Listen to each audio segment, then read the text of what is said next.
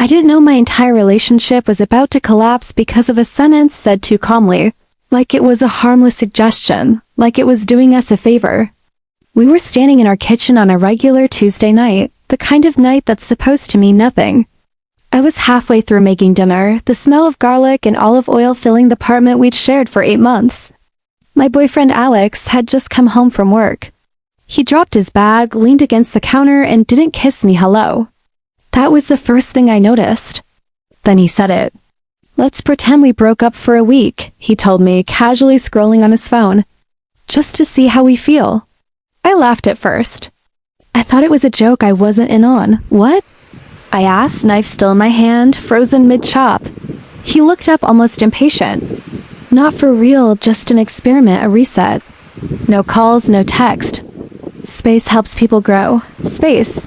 That word landed wrong in my chest. I didn't raise my voice. I didn't cry. I didn't beg. I just stared at the man I'd spent nearly 2 years loving and wondered when our relationship had quietly turned into a psychological trial I hadn't agreed to participate in. My instincts screamed that this wasn't about growth. It felt like a setup, like he was already halfway out the door and wanted to test drive life without me while keeping me on standby. But I didn't say any of that. I just nodded and said, "If that's what you want." The look on his face, surprise mixed with something like disappointment, told me everything I needed to know. He had expected me to fight, to plead, to prove something. He packed a bag that night and went to stay with his friend, Megan. The apartment fell silent in a way that was unsettling and strangely peaceful. By day 3, I learned the truth. I was scrolling through Instagram during lunch when I saw it.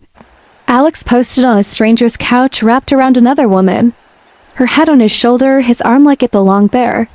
The caption read, "Sometimes life surprises you with exactly what you need." I didn't cry. I didn't text him. I just sat there heart steady, realizing something cold and clarifying. If this was a test, he just failed it.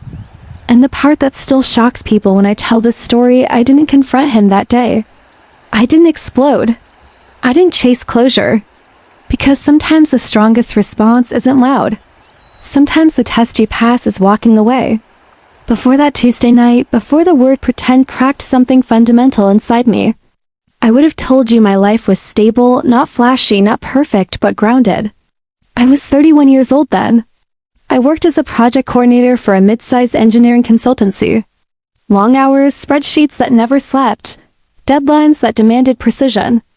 I liked structure. I liked knowing where things stood. Love to me wasn't fireworks every day. It was shared routines, grocery lists stuck to the fridge, knowing which mug was his without asking. Alex was 32, confident, charismatic in a quiet way. He worked in architectural design, creative, sharp, always talking about concepts and future projects. We met almost 2 years earlier at a friend's birthday dinner, seated next to each other by coincidence. He'd asked thoughtful questions, listened. That mattered to clear as throat me. Our relationship built slowly, intentionally. Dates turned into weekends together. Weekends turned into spare keys. By the time we moved in together, 8 months before everything collapsed, it felt like a natural progression, not a leap. I ignored how relieved he looked when I handled most of the logistics. The lease search, the budgeting, the furniture planning. He contributed, yes, but I was the organizer, the stabilizer. At the time, I told myself we balanced each other out.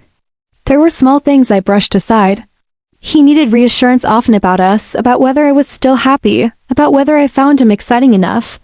I chalked it up to vulnerability, emotional openness. Isn't that what we're told to value? But the reassurance was never enough. Sometimes he'd start arguments that seemed to come from nowhere, minor comments twisted into accusations. If I didn't respond immediately to texts, he'd joke, half-joke, about me losing interest. If I made plans without him, he'd withdraw for hours. Then say he was just processing.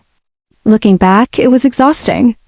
Still, I stayed because when things were good, they were easy, comfortable, familiar, and I wanted to believe that stability was something you protect, not question. His friends liked me.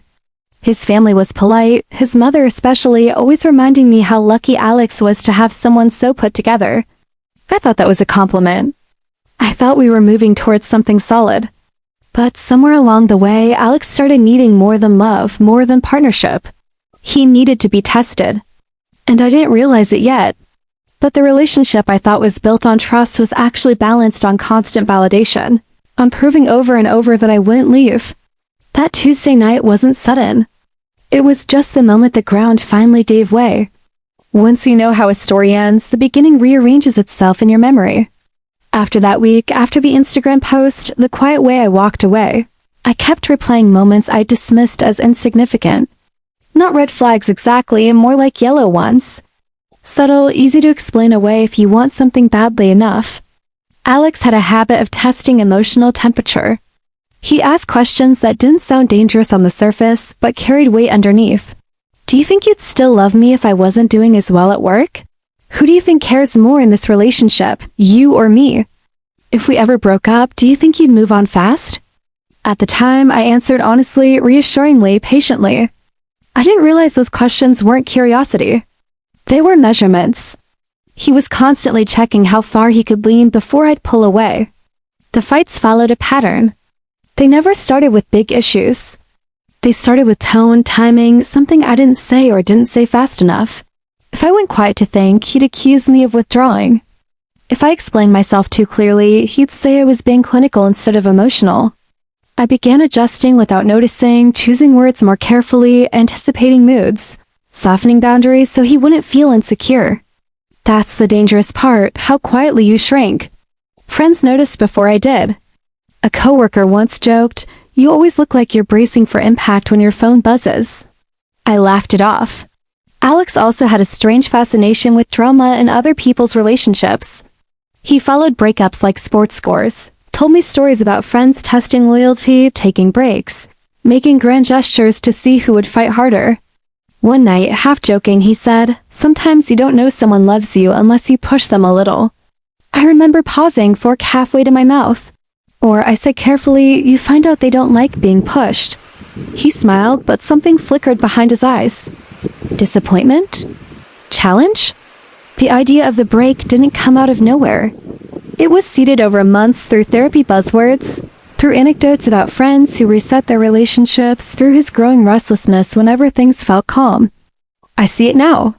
Peace bored him. And I mistook his need for chaos as emotional depth. By the time he suggested we pretend to break up, he'd already rehearsed it in his head. Already decided what my role would be.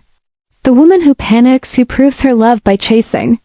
What he hadn't prepared for was me not playing. The rules were simple. Or at least that's how Alex framed them.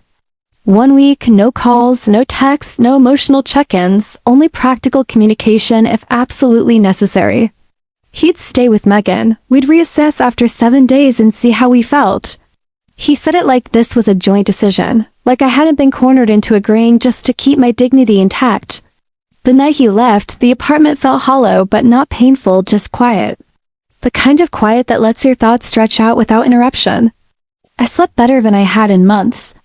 That alone should have told me something. Day 1 passed uneventfully. I went to work, focused, productive. My mind kept drifting back to the way he'd watched me when I agreed so easily, as if he'd lost leverage he expected to have.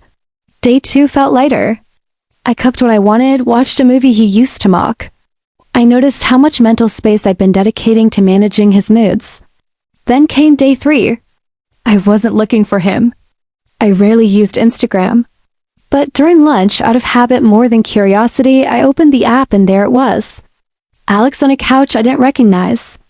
His arm wrapped around a woman I'd never seen before. Her body curved into his like it belonged there.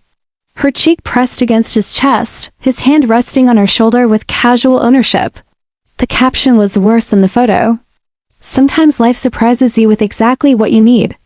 My chest went tight, but not in the way people expect.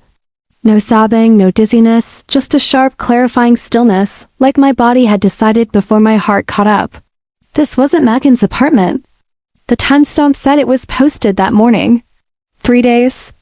That's how long it took for him to stop pretending. I sat there staring at my phone, noticing absurd details. The texture of the couch fabric, the angle of his wrist, the way her smile looked practiced. I finished my lunch slowly, washed the dish, returned to my desk. That was the moment I understood something important. This wasn't about him finding himself.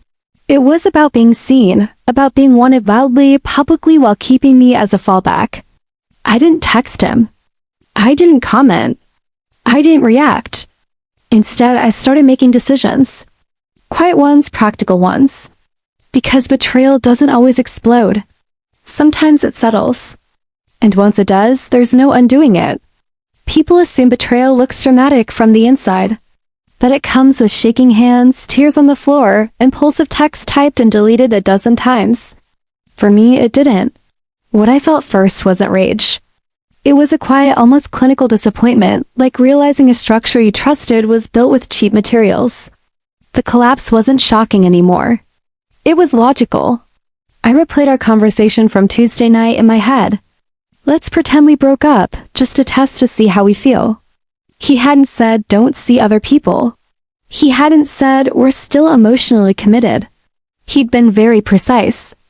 That was the part that hurt most. Not that he'd posted with another woman, but that he'd engineered the situation so he could justify it afterward. I asked myself the questions women always ask first. Did I miss something obvious? Was I emotionally unavailable? Did I push him into this by not reacting strongly enough?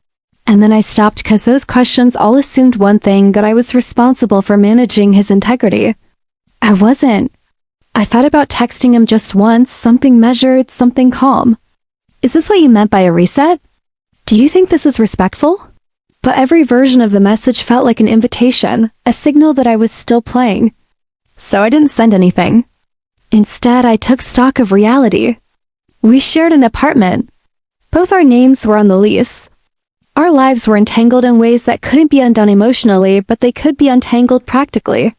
That night, I called 3 people. First, my landlord. I explained carefully. No drama, no accusations, just facts. He told me what I could and couldn't do legally. I couldn't change the locks. I couldn't throw his belongings out, but if one of us wanted out, there were options. Second, allow your friend. She was blunt in the way good friends are when emotions cloud judgment. Document everything she said and don't do anything you'll regret later. Third, a close friend with a spare room. I asked if I could stay for a few days. She said yes without hesitation. I packed a bag with essentials, clothes, laptop, documents. Before leaving, I did one last thing.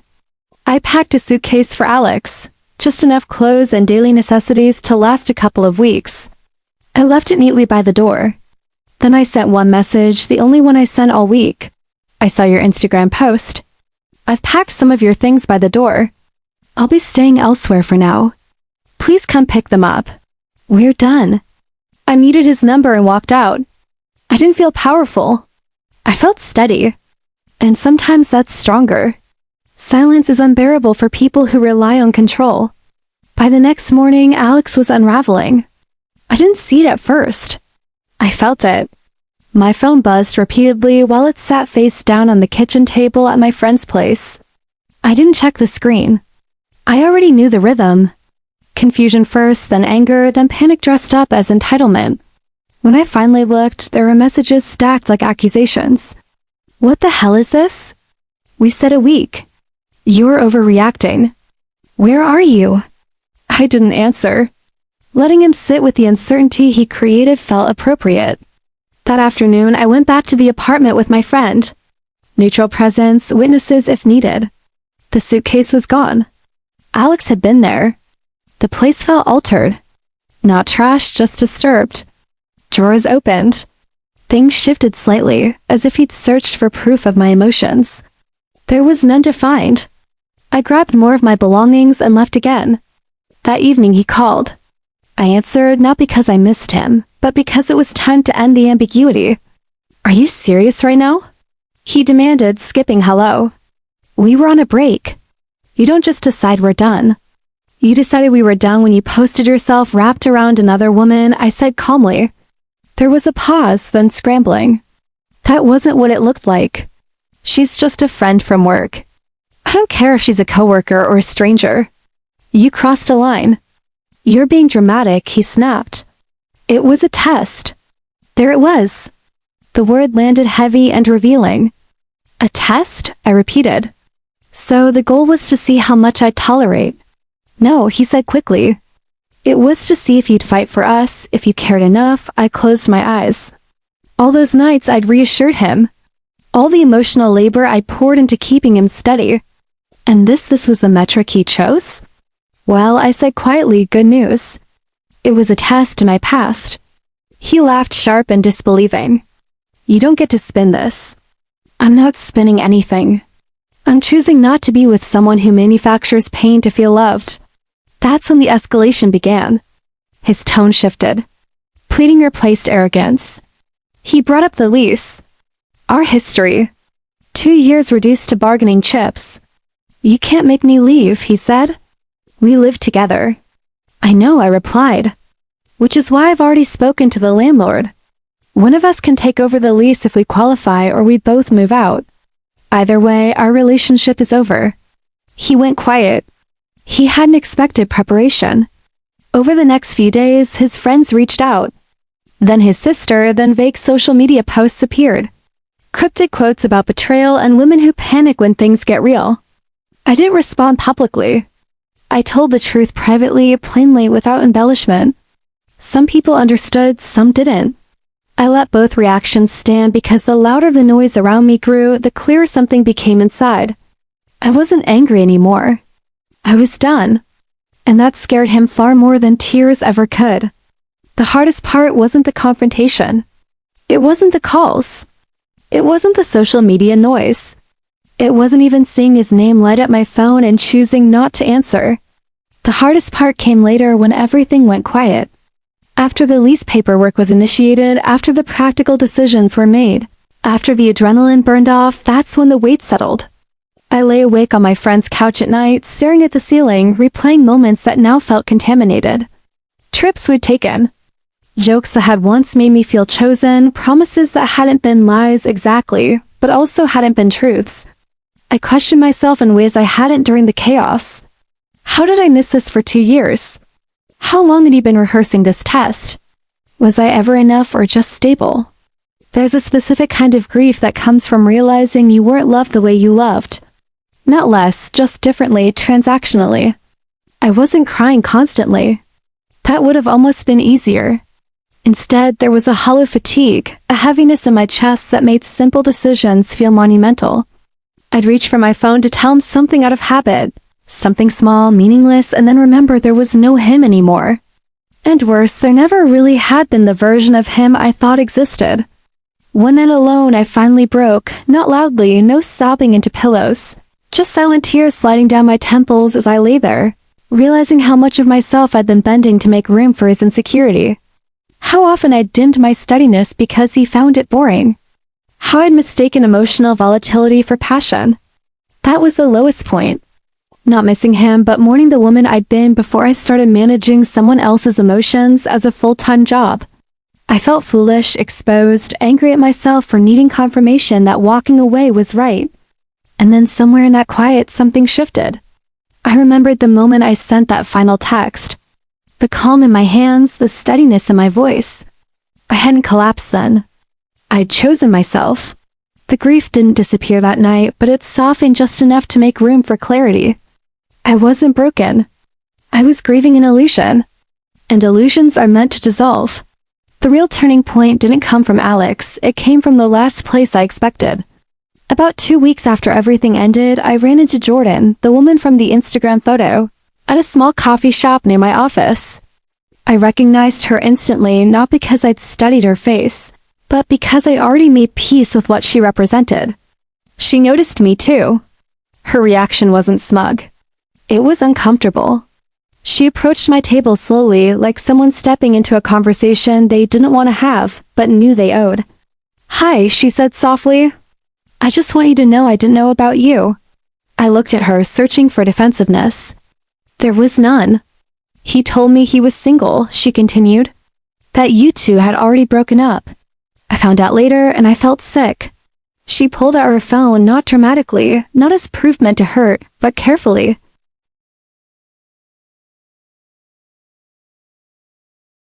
She showed me messages that went back weeks before the break. Flirting, emotional setup, nothing explicit but intentional groundwork.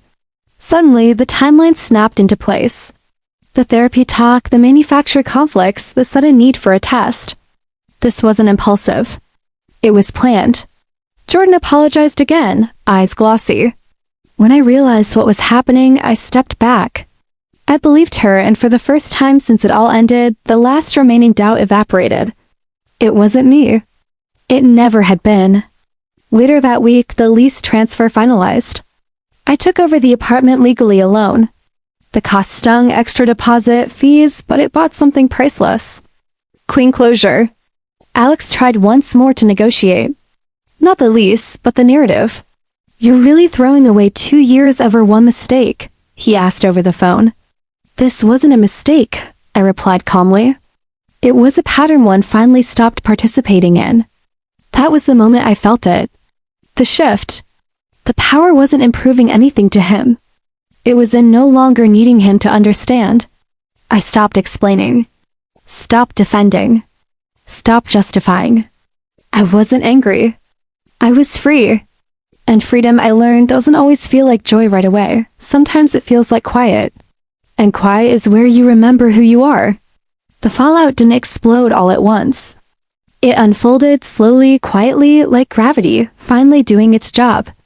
Once the lease transfer was complete, the apartment was legally mine alone. Alex came by with his friend Megan to collect the last of his things while I made myself scarce. I documented everything before and after, photos, timestamps, not because I expected sabotage, but because I was done being careless with my own safety. The texts didn't stop right away. They swung wildly between anger and nostalgia. One day he accused me of being heartless . The next he told me he missed our mornings, our routines, the way I used to listen. I responded only when necessary. Logistics, mail paperwork, nothing else. That restraint frustrated him more than confrontation ever could. On social media, he tried to control the narrative. Vague posts about betrayal, about women who panic when things get serious, about how strong men are punished for vulnerability. Mutual friends started asking questions. I didn't rant. I didn't defend myself emotionally. I told the truth simply. He suggested a breakup test. He posted himself with another woman 3 days later. I ended it. Most people understood immediately. A few didn't. They believed his version. The one where he was misunderstood, where I was cold, where the test was harmless. I let those people go too. Then something unexpected happened. Word got around that Alex had tried the same "let's take a break" routine with Jordan after they briefly started dating for real. She recognized it immediately, having already seen how it played out from the other side, and walked away without hesitation. When she told mutual friends why, sympathy for him evaporated almost overnight. Patterns don't survive exposure. By the end of the month, his social circle had thinned. His confidence, once so effortless, looked forced. Even his family, who had initially stayed neutral, began pulling back when they realized this wasn't a misunderstanding but a cycle. As for me, I moved through all of it quietly. No victory speeches. No public reckoning, no satisfaction in watching him lose ground because the truth didn't need my help. It had momentum all on its own. And I walked away not as someone who won, but as someone who refused to keep losing herself. 3 months later, my life looks quieter but stronger. After the lease transfer finalized, my landlord offered me something unexpected. A move to a smaller, newly renovated 1-bedroom in the same building. Fresh walls, different layout, no shared memories baked into the corners. The rent was lower. The timing felt right. I said yes. Packing the old apartment was emotional, but not in the way I'd feared. I didn't miss him. I missed the version of myself who believed love was something you had to prove under pressure. That woman deserved better.